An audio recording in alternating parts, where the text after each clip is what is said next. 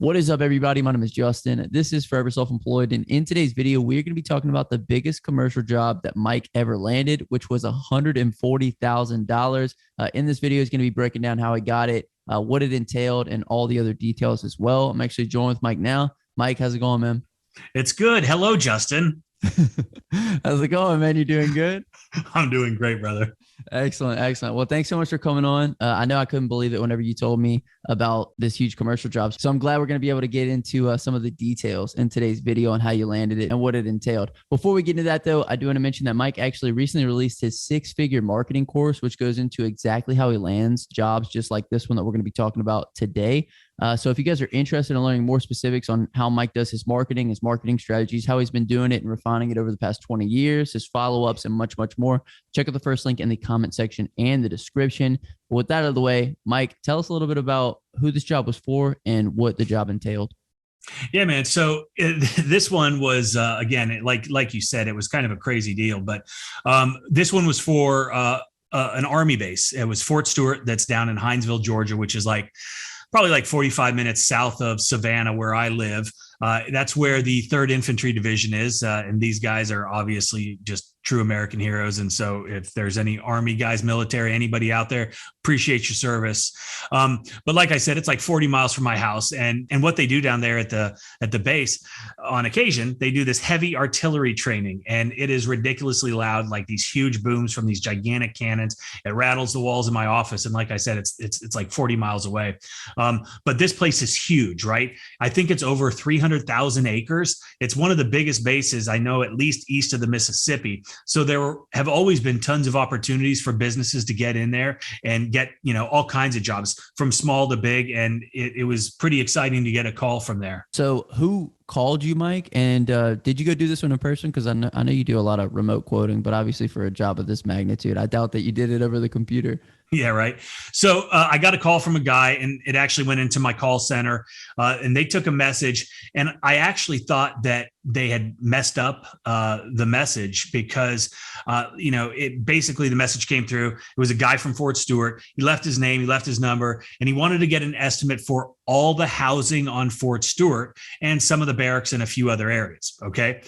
All of the housing on Fort Stewart. Now, I just said that there's 300,000 acres. Okay. So this is a monumental place, lots of soldiers.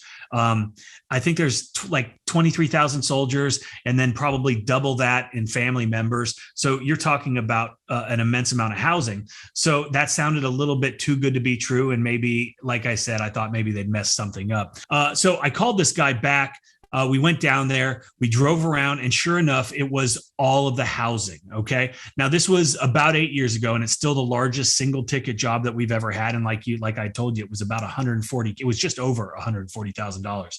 So one of the questions that I always ask to any prospective customer, regardless of the size of the job, is, how did you hear about us? And I do this because it's important as a business owner to understand where your lead flow is coming from, right? That way you can focus on the things that are actually working or generating leads.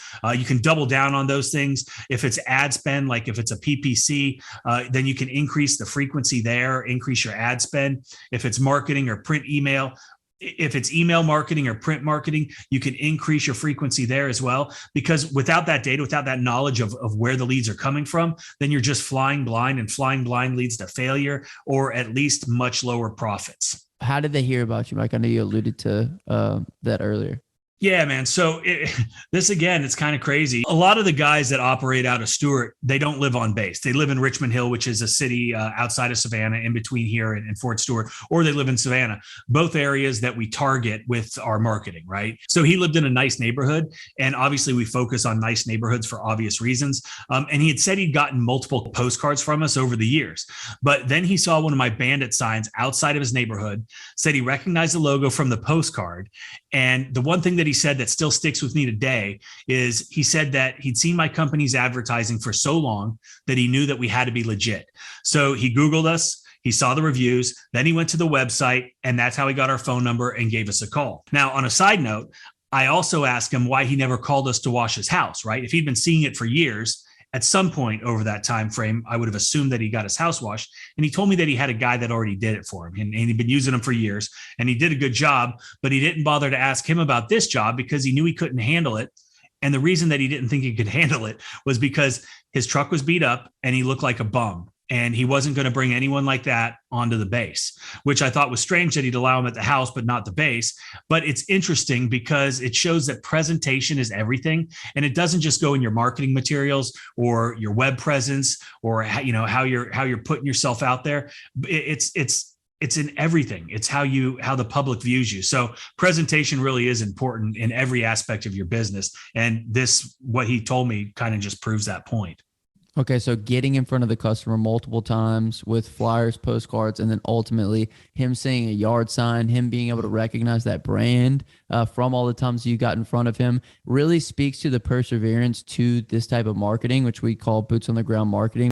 It's just beautiful how it all kind of coalesced into this ginormous job. You know, like how many times do we pass out postcards, send out mailers, flyers, we do the yard signs, and like we like, oh, you know, we only got X amount of dollars off of this as far as the ROI, but you don't see what's working by getting it in front of people and the jobs that can come down the line. So I just think that that's really impressive that we got this big of a job. Yeah. And it's important to understand where those leads are coming from. Like I was talking about earlier, right? If you don't know, then you might stop doing it because you don't think there is an ROI, but like you have to ask or you don't know. Exactly. And so was this just the housing? This was the housing for the military people as well as their families? Or Yeah. So yeah, exactly. So I went down there, went to Fort Stewart, and we drove through the base. And there were like, and again, like this was 8 years ago, so I don't remember the exact numbers, but there was 250 around that number duplexes, and they wanted the duplexes and the driveways done. So there's 2 driveways, and they needed the 2 back patios done at each one, and then there was a little vinyl fence in between the 2 patios in the backyard.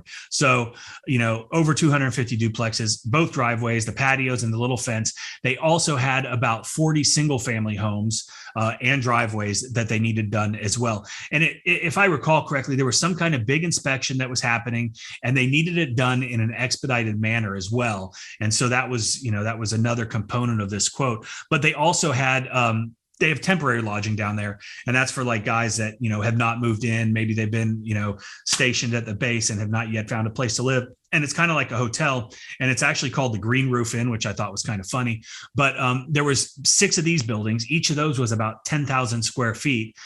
So we cleaned all of those, and then there was a bunch of other areas too. A few smaller buildings. There was like a preschool type deal, and then a bunch of concrete surrounding all of those places as well. So how long did it take to get this whole job completed, Mike? Well, this was a monumental undertaking. It took just under a month, but this was not, I outsourced a bunch of this work. I was able to utilize a lot of the other contractors around the area. I think we brought in 6 other companies to get this done because it was like I said, they needed it done quick because of this inspection. And with that being said, you know, we run multiple crews, but we also have other jobs that we're committed to. This one kind of came out of nowhere, and I hadn't allocated resources for it. And personnel obviously is something that is harder to get than just, you know, a couple machines. So we outsourced it, and we were able to, you know, obviously help some other guys out in the area that, you know, benefited from this. So yeah, but it was about a month is all in all is what it took. Awesome, man. I love how you're able to choreograph that. I think that's like a whole other video, a separate video. Oh my dude, that in itself was worth the payday, right? It was a logistical nightmare. And then ensuring that those guys were doing the same level of work, the quality of work that your own crews would do. So there was a lot of not micromanaging, but there was a lot of managing done over them as well as my own crews. But, you know, it turned out well. The base was happy, and it actually turned into a bunch of other work at both Fort Stewart and at Hunter Army Airfield, where we actually did the entire Ranger Battalion, all kinds of cool stuff over there. So, you know, if you do a good job, word travels, and, you know, again, kind of word of mouth, but word travels, and it turns into much bigger things for you. Right. Absolutely. So let's take it back to the bidding process because obviously, we get this tendency whenever a big job comes through to get like those big Bambi eyes. You see like how much money you could potentially make. So how many people did they have bidding this, or do you even know how many people? Yeah, I don't even really know exactly how many people that they had bidding. And now I always ask that question because it's important in how I go about the quoting process on my end. But back then, I probably didn't ask the question, but it was a government job. So, they got multiple bids. And, again, that also comes into play in the psychology of pricing on big jobs like this. And, you'd mentioned the big Bambi eyes and seeing those big numbers. And I know a lot of times, a lot of guys will see those huge numbers. They get a little crazy. They've got that money spent before they even actually have the contract, or worse, before they even get paid. And that's the worst thing that you can do because, I've over the years, I've quoted and received huge contracts that have later just been the carpet's been ripped out from underneath your feet, and it's just not a good scenario. So one thing I will tell everybody that's watching is don't spend that money before that paycheck comes in, because things can go wrong. But to answer your question, I don't remember how many. Yes, there was probably other bids. Yes, it impacts how I quote. So that was a long-winded answer. And one of the reasons why I ask is because, like I said, the Bambi eyes, you don't want to lose out on the deal. And then the other thing is whenever you're putting together the quote on this one, were you like looking at the numbers and were you worried about it being too high, or how did that go? Yeah, man, like that's a huge number. And maybe it's not a huge number for other pressure cleaning businesses in bigger areas, but I'm in Savannah, Georgia, and that's a big number for my company. And it was something that I really had to think long and hard about as far as the pricing structure. But also, like I tell everybody all the time, is you have to base these prices, these quotes, on your business, on your overhead. You have to know your numbers. You have to know your capabilities, and it all comes into play, right? Like, so I knew what we had to make per man hour. I knew what my target rates were. I know the overhead. I know all of these things that are taken into consideration. So I went into this probably a little bit more aggressive than I normally would on, say, a $10,000 or a $20,000 job. But I'm also looking at the end game, which is, $140,000. But yeah, anytime you're running into big numbers like that, it can make you think extra hard and extra long. But as long as you're, making your decisions based on actual numbers and what's going to be best for your business, I don't think you can go wrong. Did the fact that they needed this work done like within the month help you with pricing? Like, were you able to get the pricing up as well? Because anytime somebody needs work done as soon as possible, like, you know what that means. There's an additional fee attached to it. Yeah, without a doubt, and 9 times out of 10, I think it would. But you're in my mind, I was dealing with the government. They had, I'm sure, other folks coming out, people that also saw the scope and the dollars and thought, okay, I want this job. But the time frame, my main concern was the ability to get it done, because I knew that my guys couldn't get it done by themselves. And I was just hoping that I would be able to figure out how to, bring in other companies in order to, deliver on what I promised. So that was my major concern as far as the time frame. It didn't really impact how I was going to quote it, honestly, on this one. I think this is a good lesson as well, because a lot of people look at competitors in their area as competitors, when in reality, there's more work for all of us than we could all do, right? So the fact that you were able to, call the people who would be viewed as competitors and bring them in on this, I think is great as well. Yeah, and that's a great point too, and something that I think we should really all think about. Yes, we are competitors. Yes, there are times when we are going after the same jobs, but like Justin said, there are a tremendous amount of homes out there to be washed, buildings out there to be washed. There's obviously more than any one company can handle. So why not be friendly competitors. You can still be competitors. You can still want the job more than the other guy, and you can work harder than the other guy to get that job, but be friendly, right? And at the end of the day, if we're all kind of on the same page, we've all got the same goals in mind, which is to be profitable, then we're not going to undercut each other. We're not going to kill the market. We're not going to drive prices down, because that's the last thing that anybody wants to see out there.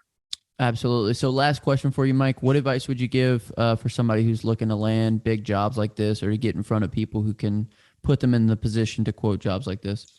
Well, I think you kind of summed it up right there. The best advice that I can give to anybody out there is get out there, right? Get your name out there, get in front of as many people as humanly possible.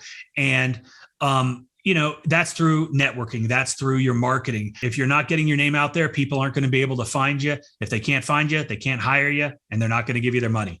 So that's the best advice I can give. Check out that course. There's over 60 videos in it. You're going to learn everything that you need to learn in order to do exactly what I just said. And that's get in front of your ideal customer, get your name out there, and get that phone ringing. Absolutely. Well, Mike, every guest that comes onto the channel has to pick the word of the day. So what would you like the word of the day to be? All right. I think the word of the day should be Army. All right. If you guys made it this far in the video, comment down below Army and I'll hashtag you a real one. My name is Justin, Forever Self-Employed. And until next time, hustle hard and get that money, baby.